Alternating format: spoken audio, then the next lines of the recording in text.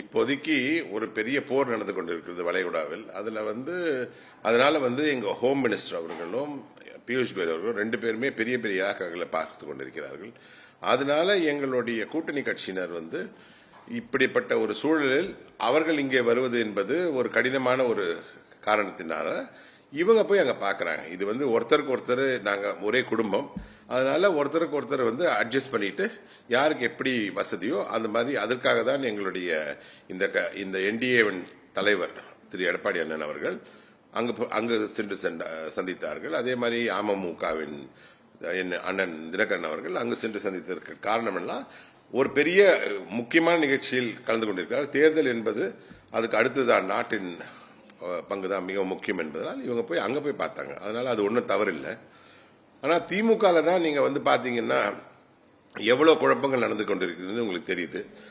அந்த 28 சீட்டு காங்கிரஸ் கொடுத்தது அது ஒரு குடும்ப கட்சிகளுக்குள்ள நடக்கிற ஒரு போராட்டமாக தான் நான் பாக்குறேன். எப்படின்னா திமுகங்கிற குடும்ப கட்சி சோனியா காந்திங்கிற குடும்ப கட்சியோட ஒரு 28 சீட்டுக்காக ஒருத்தர் மாறி மாறி சண்டை போட்டு பண்ணிட்டாங்க.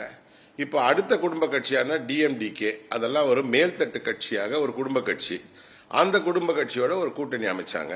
அந்த குடும்ப கட்சியில பாத்தீங்கன்னா இப்போ திருமதி விஜயகாந்த் அவர்கள் விருதாச்சலத்தில் நிக்க போறதா ஒரு கேள்விப்படுறோம். அதே மாதிரி அவருடைய பையன் விருதுநகர்ல நிக்கிறதா, பிரபாகர் விருதுநகர் நிக்கிறதா கேள்விப்படுறோம். அவருடைய மச்சான் ஆல்ரெடி எம்பி ஆயிட்டாரு. இப்போ இவங்க எல்லாருமே மூணுமே ஒரு குடும்ப கட்சி, அதனால மேல்தட்டு மக்கள் அடங்கிய ஒரு குடும்ப கட்சினால அதெல்லாம் டக்கு டக்குன்னு முடிஞ்சிச்சு. ஆனா நம்மளுடைய விஜயகாந்த் கட்சியும் சேர்ந்து முடிச்சிடுச்சு. ஆனா நம்மளுடைய விசிகே திருமாவளவனை பார்த்தா இவங்க சமூக நீதினு பார்த்து பேசிட்டு இருந்தவங்க அவங்களை எப்படி நடத்துறாங்கன்னு பாருங்க. இவங்க கூட்டணி இருக்கிற இன்னொரு குடும்ப கட்சியான மதிமுக மொத்தமா விழுங்கிட்டாங்க. அவங்க இப்போ ஒரு சீட்ல தான் தனியா நிக்கிறாங்க. அவருடைய பையன் சின்னம் வேணும்னு கேட்டே இருந்தாரு. சரி போ அப்படின்னு சொல்லிட்டு ஒரு சீட்டு அவர் சின்னத்துல கொடுத்துட்டாங்க. மீதி 3 சீட்டும் திமுக சின்னத்துல. இப்போ விசிகே திருமாவளவன் தான் இக்கட்டான சூழ்நிலையில மாட்டிட்டு இருக்காரு. அவர் திருமாவளவனுக்கு ஒரு சீஃப் மினிஸ்டருக்கு உண்டான ஒரு பொசிஷன்ல இருக்காரு. ஆனா அப்படி இருக்கக்கூடிய அவருடைய நிலைமை இன்னைக்கு என்னன்னு பாத்தீங்கன்னா அவரை கட்சி அவரே புலம்புற அளவுக்கு ஒரு வீடியோ வெளியிட்டார் நேத்து. அதாவது குறைந்த சீட்டுகளை நாங்கள் ஒத்துக்கொள்ள வேண்டிய கட்டாயத்தில் இருக்கிறோம். அது மட்டும் இல்லாம அவங்களையும் அவங்க கூட கூட்டணியிலே இருக்கிறவங்களையும் திமுகவின் சிம்பலான ரைசிங் சன்ல நிக்க வைக்க போறாங்க உதயசூரியன் சின்னத்துல. இது எப்படி நீங்க பாக்குறீங்கன்னா இது முரசுல தேமுதிக முரசுல நிக்க போறாங்க 10 சீட்டுக்கு மேல.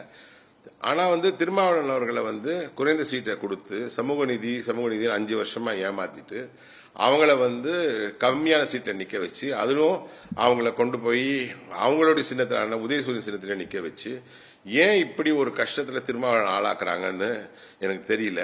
திருமாவளவன் அவர்களுக்கு ஒரு சின்ன அட்வைஸ், உங்களுக்கு அட்வைஸ் சொல்ற அளவுக்கு நான் பெரிய ஆள் கிடையாது. ஆனா அவங்க எல்லாருமே குடும்ப கட்சி. அவங்களுக்கு பின்னாடி அவங்க பையன், இப்போ திமுக எடுத்துக்கிட்டா அவருடைய பையன் இருக்காரு திரு ஸ்டாலின் அவர்கள். சோனியா காந்தி எடுத்துக்கிட்டா அவங்க பையன் இருக்கான் ராகுல் காந்தி.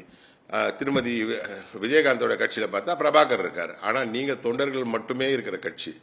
உங்க தொண்டர்களை யாருமே கைவிட்டு விடாதீர்கள். நீங்களும் 60 வருஷமா இப்படி நீங்க போராடிட்டே இருக்கீங்க சமூக நீதிக்காக.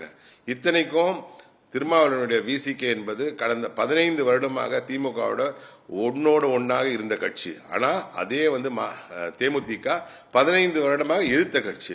இப்படி எதிர்த்த கட்சிக்கு 10+1 கொடுத்துட்டு திருமாவளவனுடைய கட்சிக்கு அதை விட கம்மியா சீட்டு கொடுத்து அது மட்டும் இல்லாம அவங்கள அவருடைய சின்னத்தை நிக்க வச்சா அவங்க தொண்டர்களுடைய மனநிலை எப்படி இருக்கும், அந்த கட்சியின் மனநிலை எப்படி இருக்கும், அந்த கட்சியின் எதிர்காலம் எப்படி இருக்கும்னு நீங்க தான் திருமாவளவன் தான் யோசிச்சுக்கணும்.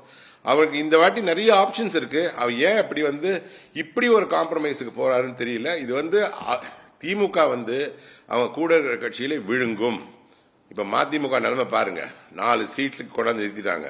ஏன்னா நீ கட்சியை ஆரம்பிக்கிற எங்களுக்கு எதிர்த்து அப்படின்ட்டு அவரை கொண்டு போய் நிறுத்தி ஒரே ஒரு சீட்டு கொடுத்து அவருடைய பரிதாபமான நிலைமை கனிமொழியின் மன்னிப்பு கேள் அப்படிங்கிற நிலைமை கொண்டாந்து நிறுத்திட்டாங்க. இப்போ அடுத்தது திருமாவளவன், அவங்க கட்சியை இதே மாதிரி விழுங்கிடுவாங்க. அதனால திருமாவளவனுக்கு ஜாகிரதையா இருக்கணுங்கிறது